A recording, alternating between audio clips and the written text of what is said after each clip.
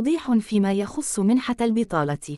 1. رفع منحة البطالة، أي أن قيمة المبلغ الذي يتقاضاه المستفيدون من منحة البطالة سيتم زيادته من 15,000 دينار جزائري إلى 18,000 دينار جزائري. 2. صرفها لمدة سنة واحدة، أي أن منحة البطالة تقدم للمستفيد لمدة 12 شهرا فقط بشكل أساسي. 3. إمكانية تمديدها لمدة سنتين إضافيتين، يعني بعد انتهاء السنة الأولى يمكن أن يستمر المستفيد في الحصول على المنحة لمدة سنتين إضافيتين 24 شهرا ولكن ليس تلقائيا. 4. وفق شروط تحددها وزارة العمل.